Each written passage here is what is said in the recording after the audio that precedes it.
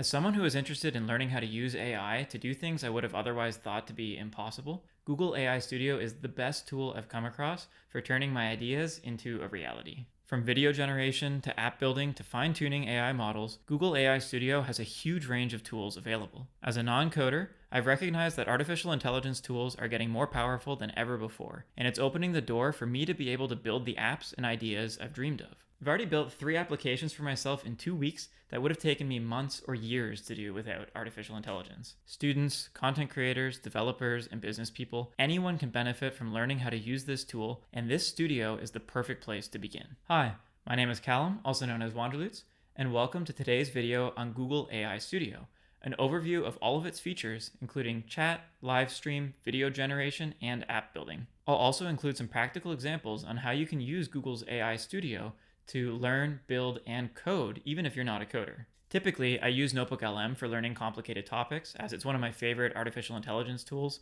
It has a new Discover Sources feature and a mind map feature that allows you to search the web and bring in a ton of information and then distill it as simply as possible. NotebookLM is a truly great tool, and I highly recommend checking it out, especially for its privacy policy, which tends to be better than many other AI tools. That said, Gemini 2.5 Pro, a model that you can use within Google AI Studio, does a much better job at digesting and understanding and explaining technical knowledge bases. This makes it an especially powerful tool when it comes to learning how to code and how to build applications. As someone who hasn't really coded much and has been experimenting with coding with artificial intelligence, this has been an incredible way for me to try and actually turn my ideas into a reality. I've used Google AI Studio to build 2 apps, create a dynamic image generator for my digital garden for more aesthetic social sharing, and customize my digital garden, my website, to have new features. So I'm familiar with the basics of what it can do for coding, learning, video generation, and app building. In today's video, I'll give an overview of all of the features of Google AI Studio, including the chat, live stream, video generation, and app builder. I'll compare the benefits of using Google AI Studio to other AI tools like Claude 3.7 Sonnet or NotebookLM. Finally, I'll walk through some practical examples on the workflow I've used to build out a few apps, showing you what I've used this incredible tool for and why I think you would benefit from using it as well. I'll also include some ideas on who would benefit from using this tool and how. If you find this video helpful, I would love if you would please consider liking and subscribing, as your support enables me to continue making these videos, so I appreciate it very much. I'm going to talk about a few tools in this video, including Obsidian and NotebookLM, and if you're interested in doing a deep dive in these tools afterwards, I do have a couple of playlists available that go much more in depth on all of the different features, so I recommend checking them out next. Now let's dive into Google AI Studio. I thought I would give you a brief overview on all of the different elements in the base studio, because when you first take a look at it, it can feel overwhelming. So I'll give you a walkthrough on what all of the different options are, and then give you some practical examples on how you can use the different features and how I've specifically been using this in my actual daily workflow. So the first one you can see here is the chat feature on the left-hand side, and this lets you choose between a bunch of different models here. Lately, I've been using the Gemini 2.5 Pro preview, and honestly, this has been one of the most powerful and impactful LLMs I've ever used. I try to do so many different things on different platforms like ChatGPT, on Claude, and it didn't even come close to what I was able to do on Gemini. So I've been extremely impressed with the chat functionality here. And part of that is because when you go to upload files or have a conversation with it, you can have up to 1 million tokens in your context window. So that's many hundreds of thousands of words. You could drop in an entire textbook in here and then ask questions specifically about the textbook, keeping in mind, of course, copyright issues with that. You can add videos, you can add entire code bases, which I'll show you in a few minutes. But honestly, I've been incredibly impressed with this chat prompt. You can see here, I have a few chats in my history here. I've used it to build a couple apps and debug those apps with honestly very little coding experience. Like, I'm quite new to this, and I was able to code entire working apps. Like, I built this app right here, for example, where I'm able to go and take something like my latest YouTube video, copy the link, paste it, and it automatically pulls up the thumbnail and generates a share link for someone else to be able to go use this app and play that YouTube video directly embedded, and then click share on Warpcast, and it will actually create a new mini app that runs and plays that YouTube video. So someone could actually just go and watch this video directly within the Warpcast feed, which is a part of Farcaster. So I'll explain that more in a moment. Kind of wanted to just show you that I've been practically using this tool to actually build useful things for myself in very little time. Like, I would never have been able to figure this out on my own if it weren't for using Google AI Studio. So that's the chat function. And to me, this is similar to what I've been using NotebookLM for, where, like I talked about in my last video with Feynman's favorite problems, I'm able to go and drop in a whole bunch of sources. I can go and actually discover new sources based on what I'm looking for, and then I can drop them all in here and have a conversation with it. So NotebookLM already has a massive context window in the millions of tokens as well. But I think at the moment, NotebookLM doesn't use Gemini 2.5, it uses Gemini 2.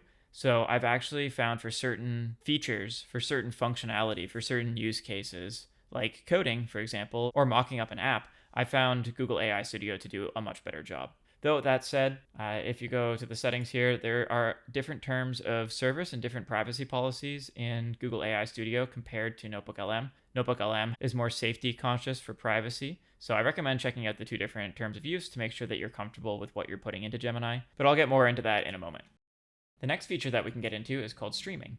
This is when you can just talk to Gemini. You can just click the talk button and start speaking into the microphone and have a live conversation back and forth with Gemini 2, the Flash model. This one doesn't have Gemini 2.5 yet, but this is just a cool way that you can start to operate in what's called a multimodal way, where you're able to actually just have a conversation and get Gemini to answer questions. And more than just using your voice to talk, you can also share your screen. So this is kind of like taking your screen on your computer and using that screen to FaceTime or have a video call with Gemini, and Gemini can see everything that's on your screen and it can answer questions based on what it's seeing. So you could be, for example, working on a piece of art and asking for feedback based on the composition of photography rules, and Gemini would be able to analyze the images that you've been putting in there and compare them back and forth. You could be on your phone as well. If you're sharing your screen, you could pull up your camera and then you could perhaps take a picture or a video of everything that's inside your fridge and ask Gemini to come up with a recipe based on the ingredients that you have in real time. If you're trying to learn a new piece of software,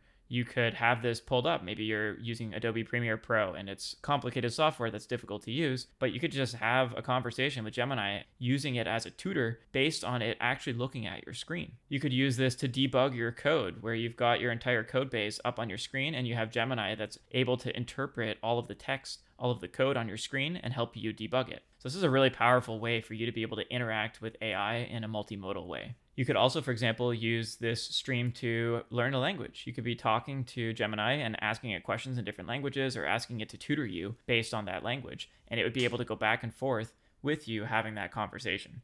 So there's a lot of really cool ways that you can use this. The next major feature is that you can generate videos. This is cool with Google VO.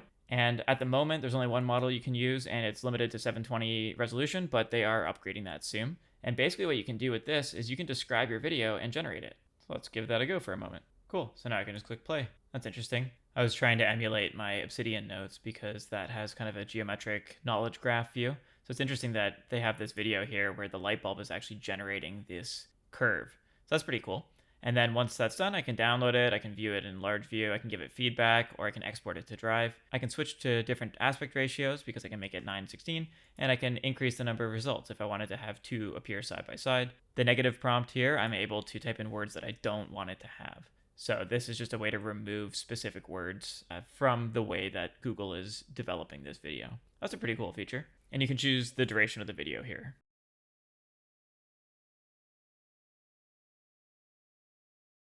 And then we get to the starter app section, which is the final major feature of using Google AI Studio. And this is where you can actually build apps with Gemini.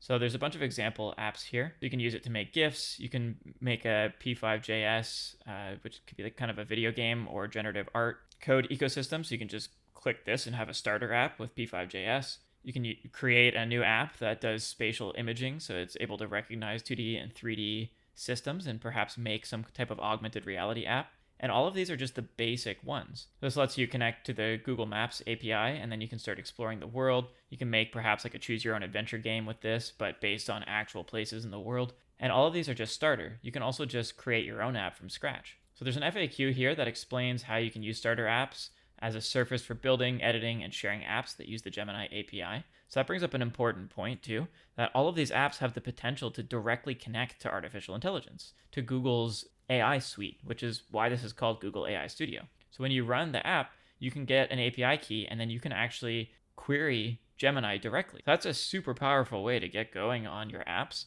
without having to try and think about how you're going to be integrating AI at some point. You can build in AI from the beginning if you want to. The apps that I've built so far like my embedder app here. This one doesn't involve any AI at the moment. And I was able to get Gemini to build out everything from parsing the YouTube link to converting it into pulling the thumbnail and then generating this button. So that's just a cool way that it designed the UI. I gave it a lot of feedback on how I wanted the buttons to look, and I just iterated. I recalibrated back and forth and eventually got this mini app that looked like how I wanted it to. So again, I'll show you more on that in a moment. But one thing to note here is that if you actually want to export your app, you can do this. You can download a zip file that has your app, but you have to be careful because you don't want to put your real API key in there when you're making it a public facing application, like a production level application. Because if you do that, the API becomes available to anyone, which means that anyone would be able to use your key to access Gemini directly. So if you are going to try and convert this into a production level app, if you want to run the apps outside of AI Studio, then you shouldn't deploy it directly using the initial output that Gemini gave you as part of Google AI Studio. You want to move some of the logic server side, which they have a tutorial here for. So that's just something to keep in mind if you're doing this. And then there's a few more elements here on what works and what doesn't work when you're building out these little apps. So I recommend exploring this a little bit more. Today is meant to be more of an overview with a couple specific examples and not a complete deep dive. Stay tuned, and I will be making a deep dive on all of these different features so you can understand how to use Google AI Studio more. But for now, I recommend just clicking around, just exploring. When I first started using this, I felt pretty overwhelmed by all the different options, especially in chat with all of these settings on the side here. But the more I've used this, the more I was having these really long conversations with the chat feature based on the apps I was trying to build, the easier it was to understand how it all fit together. And honestly, I have learned a ton about coding through my exploration, through playing inside Google AI Studio. So that's pretty cool that not only is it able to do things that I wouldn't be able to do on my own, but it's also teaching me how to then begin doing those things on my own because I'm getting the AI to tutor me on coding as I go through and get it to write the code. Now I want to just quickly talk about the settings on the side because this can feel like a lot. So basically, you can choose the creativity of the response here on the side here with the temperature. If I increase the temperature, it makes it more creative. If I decrease it, it makes it less creative. So it depends what you're trying to do here. For example, if you were trying to get it to write a blog post based on your YouTube video that you made or create social media content from your long form blog post, maybe you want to give it more creativity. It's totally up to you, and I recommend testing it out and exploring. You can also export structured output. So if you're more technical and you want to have this export code specifically for you in a particular way, like JSON, you can choose to turn it on and then generate structured output. You can have it run code directly within the app itself. So you could, for example, get it to write its own Python script and then execute the Python script directly within this feed here within the chat itself. You can start building in functions that can be called, and you can ground with Google search. So you can get it to actually go and find new sources to try and validate the information, because I believe right now Gemini 2.5's cutoff date is January 2025. So grounding with Google search would allow you to bring in more up-to-date information. And then you can also choose how long you want the response to be. So that's just some of the basic settings here. And then one super important element is that if you want to keep this chat here, you have to click Save Prompt. And clicking Save Prompt will add it to your history on the side here. But what you can also do is you can open the settings here and you can turn on autosave. By turning on autosave, it'll just automatically save this each time you make a change. But if you were to click Save Prompt, what this is doing is this is saving this into Google Drive where you could then access it later. So you could then go in and, for example, access this from NotebookLM and start asking questions in NotebookLM based on the conversation that you had in Google AI Studio with all of your code in here. So it starts to become a really seamless integration across different apps. And what's also cool, just as another feature, if we go over to documentation, you can start to get into fine tunings. So not only can you use this to build applications, you can also use this to connect to artificial intelligence like the Gemini API, and you can fine tune those models using Google AI Studio. So you can bring in a data set of fine tuning, which basically lets you bring in your own custom style or personalization, and you can use that to tune the Gemini model. And all of this is done inside of Google AI Studio, so you can build an app that you can have your prototype going and already connected to artificial intelligence from the beginning, and then you can tune it, you can fine tune it to make it much more how you would like it to actually operate by bringing in something, for example, like your Obsidian database. So you can bring in your custom knowledge and then use that to tune how you want the AI to operate. But again, just to be explicit. I recommend checking out the terms of service and the privacy policy to make sure that you're not violating something with Google or with your own data to make sure that you're comfortable with how you're uploading things. So you can think of this as like a multimodal learning system that helps you build what you want to build or learn what you want to learn in a way that is super seamless. Like, again, I've been incredibly impressed with this. And if you're interested in learning more about what can be done with this is just the super brief overview before I get into some specific examples. But you can go to the documentation section here, and there is a lot of information. There's so much that you can do here. So I highly recommend taking a look. And for example, if you want to get into text generation, go read through what you can do here. And you can always copy any of the code that you're getting in the documentation or export, for example, save this as a PDF and then drop this whole page inside of Gemini so that you can ask specific questions about what it is you're trying to do. So I think that this tool is honestly a really powerful tool for anyone that's looking to learn or to build. For students, you could use this as a study aid. You can use it to summarize your notes or textbooks. You could use this, for example, to build out a starter app that is literally just a quiz app for yourself, where you drop in your textbook and your study notes that you've made and ask it to build a little application for you that creates flashcards and asks you questions. That could be a really powerful learning tool. You could also, as a creator, use this for content generation. You could take in your blog posts and export social media. You could use it for brainstorming back and forth based on your ideas and then honing them in till you get a better idea for it. You could use this for prototyping an app as a developer. You could test out different models and tune them. You could bring in workflow automations for your business. You could build a custom chatbot or analytics tool, or even an analytics application that takes in, for example, my YouTube analytics data and then gives me customized outputs that analyzes it and gives me insights and ideas. One of my favorite uses of Google AI Studio has been to build a dynamic image generator. I use this image generator to automatically build what are called open graph images in my digital garden. Open graph images are the sharing preview images you see when you share files on social media or texting. By building out this custom image generator, I'm able to write in Obsidian, share my notes to my digital garden, and make those notes customized when I share them with other people. It even pulls in images from the Obsidian node itself to build that dynamic image preview. Now, I'll talk more about how I actually build this out so that you can build this dynamic image generator for your own website if you want to, but I'll get more into that in another video. I just wanted to share this extra use case with you before we dive deeper into Google AI Studio. Reminder that if you're finding this helpful, please consider subscribing. Now, let's keep going.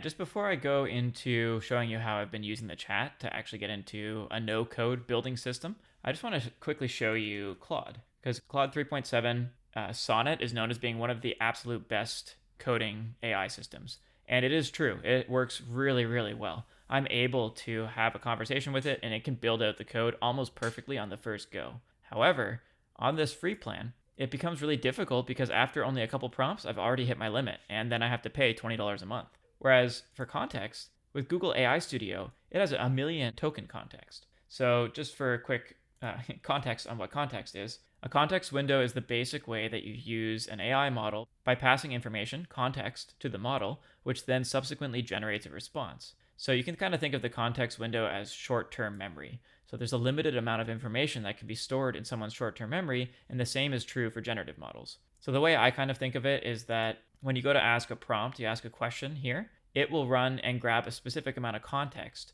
and answer questions based on that particular window of context. NotebookLM, for example, I was able to drop in all of these files here. I was able to discover sources in my Feynman's favorite problem video to learn more about problem solving and intuition and flow states and how this all ties together with my favorite and most interesting topics. And it's able to go through and discover sources that it can then add into this context window. And it can have up to 50 sources. Each source can have 500,000 words. So that means that if I take 500,000 words and times it by 50 sources, that's 25 million words. So NotebookLM can answer questions with sources up to 25 million words. That's a ridiculous amount. However, each one is limited to 500,000 words. And like I mentioned, it's currently not using Gemini 2.5. So if I want to get into coding and add a huge amount of context here, I can't use Claude because Claude's context window is incredibly tiny for the free plan. So that leaves me with using Google AI Studio. So I'll use NotebookLM, for example, to find different sources relating to the app that I want to build or the code I want to learn or whatever the thing is that I'm trying to do or build. I'll find the best sources here using the Discover Source feature, and then I'll ask questions and improve my understanding and use this more as like a learning system, using NotebookLM to learn the topics. And then when I'm ready to actually build, I'll get into Google AI Studio because it's just that much more powerful for coding. So for example, to build this app here, to build this little embedder app that I was talking about, where I'm able to go to Warpcast and open this mini app here, I can just paste this link in here. It automatically pulls in the thumbnail and creates this copy link and share on Warpcast button. And this is all an app that's running and able to run on my phone too. This is a specific feature to Farcaster, which is a decentralized social media platform that I've been using. And basically, I think it's super cool that you're able to share links and they celebrate links versus nerfing them or shutting them down like other platforms. So it's cool for me to be able to go like this and then share specifically a YouTube video that someone can just click on and then watch from within their social media. And I even added this button here where they can click subscribe and it takes them directly to my YouTube channel. This is a fully operating website here that's hosted on Vercel, and I built this entire app just using Google AI Studio. So I'm going to super quickly show you the process that I did because it did take a while for me to figure it out. It wasn't the easiest thing in the world. It definitely took some time for me to debug and figure out how to get it all working. But the fact that I could do it is just so cool because I've never built an app like that before. Okay, so just for context, to give you context, if I go here to the mini app website, and this could be the same for whatever type of software you're using, whatever software developer kit you want to include in the app that you're building or the website that you're building, whatever that functionality is, there's probably a documentation website. So for example, if I go here, there's all of these different ways on how to load the app, share the app, interact with wallets, publishing it, authenticating users. There's a lot of information here. So what the Farcaster team did is they actually introduced a building with AI option where they created an LLM friendly doc so that you can use whatever model you want to help build the application. So they have this button here where you can actually just click Ask in ChatGPT and it will upload this entire document as context for ChatGPT, or you can go here and click Full LLMs Doc. And this creates a TXT file that has their entire website all in one go that shows you all of the code. It brings in all of the software developer kit. So this has a ton of context that the AI would want to use. So I can just go like this. I can click Save As, and then I can just save this to my desktop. Then I can go over to Google AI Studio and I can go find that file that I have, and I can just go and drop this in, and it'll run through and analyze this. You can see that it's extracting all of the context from that particular file, which only took a few seconds, and that's 22,000 tokens. Then I can type in what it is I want, and I could say, I'm going to give you context on the app SDK that I want to build. Reply with why if you understand. So now it's going through, and yeah, you can see here, this is the full context window.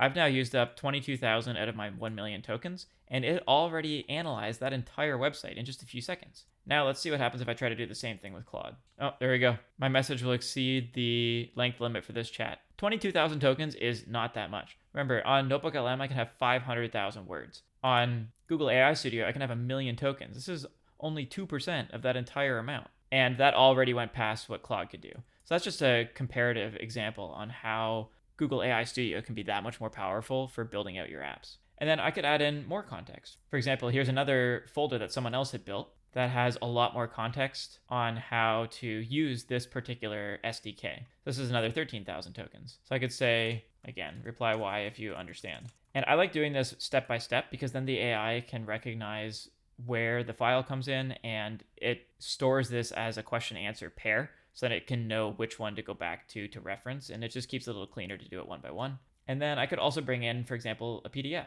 And this is more context on how the frames, the mini apps, work in Farcaster. If you've never heard of Farcaster or you're not interested in it, that's totally fine. The point is that every software that you use, every software developer kit that you use is going to have documentation. So if you can export the entire website, all of the docs into a single file or into multiple files, you can then bring in all of that here, and it takes up barely no context. Then you can start asking questions about it. Cool, there we go. So that would be all of the context here.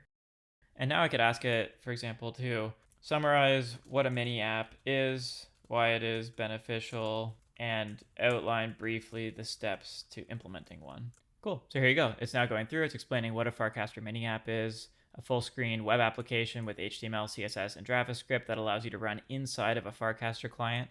So this would be like being able to run a full application inside of Instagram or inside of X, Twitter. So you're able to actually build apps and then have people use those apps directly within the social media feed, which is super cool. It brings in your social media context when you run it. It allows you to connect to wallets if you want to. It brings in authentication, which is an incredibly powerful tool. And it can facilitate a viral loop where people can discover a mini app in the feed in the social media feed and then share that app back to the feed. So you can actually kind of bootstrap people using your application very quickly by using the mini app system. And then I'm not going to get into the specifics, but you can see here it's telling me an outline on how I could actually start to build this. So now I could go through and I could say, generate the code for a basic mini app website that takes in YouTube videos and allows people to watch them in the mini app directly through an embed. So now it'll go through, and in a moment it's just going to start pumping out a ton of code. So this is all happening in real time right now too, by the way. It's pretty wild. The more I've used this, the more my mind has been blown on how powerful this is and how good it is at actually getting it right off the first go. And then here, this is perhaps even the most important part. After it gives you all of this code here, this just built the outline for an entire website that could be converted into an application with the index.html file. It lists its assumptions, and then it walks you through exactly what it did and why it did it. So I could say something, for example, like, I am not a coder. Please give me an analogy for what you just did. And this is also something where you could go and you could bring up system instructions, and you could bring in a global instruction. So I could include in here, for example, I am not a coder, explain everything, assuming I am not technical. So by adding that in here, now it would start to answer every single question with that context in mind. Cool. So your mini app is like a kiosk booth. You've just built this inside the mall, and it plays your YouTube videos. It comes with the ability to connect to the mall's main intercom, which is where someone can open your kiosk and then recognize that you're in there. So again, that's basically what this mini app is here, where I'm able to go over to Farcaster and actually just click play for this video directly within the app itself. And then I can share this with other people, which is, again, super cool. So that's just one example. I could also, for example, go directly into Gemini and I could start loading from Google Drive in here to have new chats. I could bring up Canvas too. So I can go here and I can just click Drive, and I'd be able to go grab the file that I had saved from here and then bring it directly into Canvas, into Gemini. And then, for example, if I switch over to 2.5, I could run the Canvas and get it to actually display the HTML that this just coded for me. So let's go find that for a second just to show you. So let's copy this, go over here and say, give me a preview for this HTML file. And then I just dropped in the entire HTML that Google AI Studio had given me. Cool, there we go. So you can see this is taking the code that Google AI Studio generated for me, and it's able to interpret it and then preview it. So that's pretty wild. So if I now go and grab one of my YouTube videos, let's grab today's Feynman video. I just published it. Copy link, go over to Gemini, paste in YouTube video, load video. It looks like the button doesn't click. So I might have to tweak this back and forth a little bit, but that just gives you a bit of an idea on how this all works and how you can use Google AI Studio to build out your prototype, and then you can test it how it actually looks in something like Google Canvas, in Gemini Canvas. So there's a lot you can do with this. I really recommend just starting. If you've ever wanted to build something and try it, but you don't know how to code and you're super confused, you can use Google AI Studio as your coding tutor. You can, as you're going through and coding this, as you have this open in one window, you can stream your code base that you're building in something like VS Code or Windsurf or Cursor, and then you can ask questions to Gemini while you're coding the app. So it ends up creating this really nice feedback loop where it's giving you code that you can then test out, but it also explains to you like a tutor what it is you're doing and how you can improve it. And the fact that you're able to do all this with Gemini 2.5 Pro is pretty wild because it is one of the best AI systems I've ever used before, one of the most powerful LLMs. So I'm excited to keep diving into this more. I'll show you how I actually go through with the flow and how I use this to build out a full application, specifically how you can convert your digital garden if you want to into something like a mini app, just so you can see the flow of how I'm using this tool, pairing with things like NotebookLM and Google Gemini Canvas. The next one is I have my digital garden at Wanderloots.xyz. I have a whole video that goes much more in depth on what a digital garden is and why you might be interested in building one yourself. But basically this just comes directly from Obsidian, which is my note-taking app, where I'm able to just click a button to designate whether a note is made public or not. And when it's made public, it pushes it to my website and then displays it here. So these are all of my notes inside of my digital garden from Obsidian. So I thought it would be cool to convert this website into a mini app. So what I did was I worked with Google AI Studio, and I went to the docs here for Digital Garden, and I grabbed specific components on how to edit the default website that gets built with the Digital Garden plugin in Obsidian, and then dropped in all of the context from Farcaster and had Google AI Studio explain how I could convert my existing website, this Digital Garden, into a mini app. So now if I go over to Farcaster, if I paste in my wanderloots.xyz, it pops up with the actual app itself. So this was able to convert my existing HTML website that was built automatically using the Digital Garden plugin in Obsidian into an actually fully functioning application, which is pretty wild. So now someone can just click enter into my Digital Garden and they can explore my entire website here just on their phone within their social media feed. And if they want to, they would be able to add this mini app directly to their page so that they could go back and find my Digital Garden again. So that's what I have on the side here. I have my Digital Garden built in so I can explore it. I have a few other mini apps here like Paragraph. This is my newsletter platform. So there's just a lot that you can do here. The goal, why I'm bringing this up, is because I wouldn't have known how to do this by myself. I would have struggled and taken a very long time going through all of this mini app documentation to figure out how to actually start coding something myself. So I could say something like this. I don't know how to get started. I know that I have a GitHub repository for my Digital Garden plugin that's built. Please walk me through step by step how I can convert this into a mini app using VS Code and GitHub Desktop. So it's going to go through, it's going to analyze this request and then compare it against all of the context that it has, the 53,000 tokens of context. We still have 950,000 more tokens that we can begin using here. So there's just so much that we can do here. Cool. So you can see it walks me through how to clone my repository, how to open the project in VS Code, how to set up Git, how to back up my website.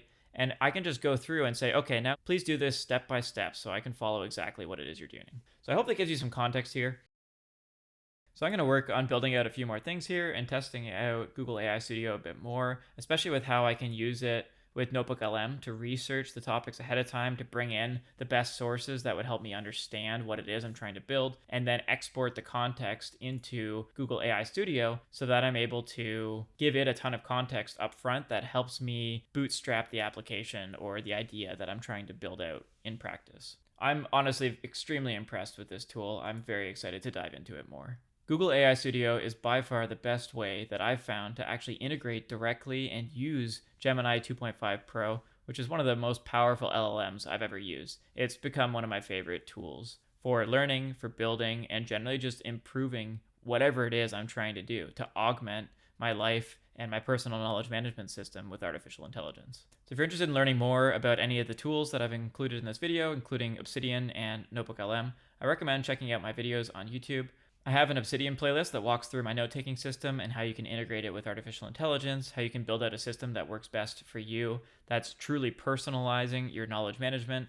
Because once you build out your knowledge system, you have access to it in something like Obsidian in a markdown format. It makes it way easier for you to integrate that directly with artificial intelligence tools. If you want to learn more about the AI tools I talked about here, I have a whole intro series to how to integrate that directly within Obsidian, but also a bunch of different ways that you can use NotebookLM to augment your note-taking, to boost your research, and really just to learn far more effectively. So if you're interested in learning more about NotebookLM, I highly recommend checking out this playlist here because there's a lot of videos that I personally have found very helpful, and I know many other people have as well. I hope that this video gave you a solid overview on the potential of Google AI Studio, of all of the major categories that you can use it for, while giving you a glimpse at how deep you can actually go with using this as an AI tool builder. It truly is an incredible tool for anyone looking to learn, code, or build. If you found this video helpful, I would love if you would please consider liking, subscribing, and sharing with a friend.